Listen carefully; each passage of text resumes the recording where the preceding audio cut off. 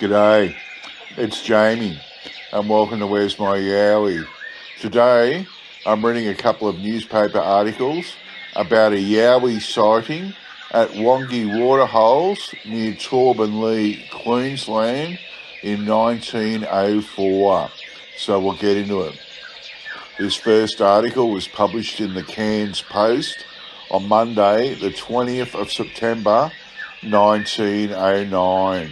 Title, The Burnett Bunyip. The reported existence of a strange fish or animal in the Burnett River at Gayndah has induced Mr. E. Williams of Greenfield to tell us of a strange occurrence within his experience. Mr. Williams resides on his selection Greenfields, about 8 miles from Torbanlea and 12 miles from Maryborough, and there are very large lagoons there of a depth in places of 60 to 70 feet. 4 or 5 years ago this winter, Mrs. Williams and her daughter, the latter 18 years of age, saw 2 animals about 3.5 feet high and a smaller one come out of the waterhole nearest to the house and run about 100 yards towards them and then run back and dive into the water. They called Mr. Williams, who arrived on the scene in time to see that these animals resembled little men covered with longish black hair. About a year later, Mr. Williams' 3 sons, aged respectively 19, 17 and 16 years, also reported seeing an exactly similar object erect upon the bank of the lagoon. When it was disturbed, it plunged into the water and swam about near the bank, distinctly visible for a short time. There were subsequently reports locally of others seeing something similar in the Brushwood Lagoon a few miles away during the drought. The end. Okay, so this final article was published in the Maryborough Chronicle and Wide Bay and Burnett Advertiser on Wednesday, the 13th of October, 1937, titled Mystery Waterhole off Gayndah Road, recommended as a weekend picnic place. To these people in Maryborough who are looking for a fresh picnic spot for weekends, Mr. E. Hastings of Eleanor Street has recommended one which he states is quite handy to town and, in addition, provides a link with the early days. The spot is known as Wongi Waterholes, and it is not generally recognised as a beauty spot. Mr. William Hastings stated that in the early days the Aborigines would not bathe in this particular hole as they believed a hairy man inhabited the place. He was known as a bunger to them. It was generally rumoured among white people at the time that this monster existed, and for that reason the Aborigines avoided this water hole. Neither ducks nor waterfowl would swim in the hole. Mr. Hastings said that a man named Broom swam in this hole and claimed that when he reached the centre, he felt a sensation as if something was sucking him under. However, he reached the other side, but he said he would not attempt to swim it again.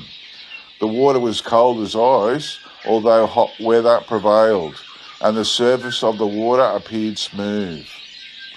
The water hole is 440 yards long and 100 yards wide, and has never known to be dry even in the severest droughts.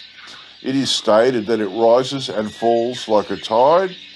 In flood time, the water overflows into Stony Creek. This spot is within easy reach of Maryborough, being only 10 miles distant, and has a fairly good track leading to it. It is also 7 miles from Torbanlea. To reach this spot, it is necessary to take the Gayndah Road to just beyond the old brick house and then turn to the right across the railway line, and the road leads towards the Burrum River. The distance from the railway line is estimated at about 8 miles. The part of the country where the waterhole is situated was first selected many years ago by a man named Williams, and the old homestead still stands alongside the spot mentioned. Cattle and horses, it is said, drink the water, which is quite good. The end. Wow, this is awesome. The Williams family seeing these creatures. So, like, Mrs. Williams was out with her daughter near the waterhole near the house, and they saw two animals and a smaller one, and the two large ones were 3.5 feet high, and they came out of the water and ran at them for about 100 yards, and then ran back and dived back in the water. And so they called Mr. Williams, and he came along in time just to see that they resembled little men covered with longish black hair. And then about a year later, his three sons also reported seeing the same object wrecked upon the bank, and it dived into the water and swam off, which is really interesting. Like, I wonder whether they're seeing juvenile yowies or junjadis. The reason I said juvenile yowies is because I do know that there is yowies in that area. Even to this day, there's still sightings of yowies in this area, and I haven't heard of any junjadi sightings in the area, only the large yowies. So it's interesting.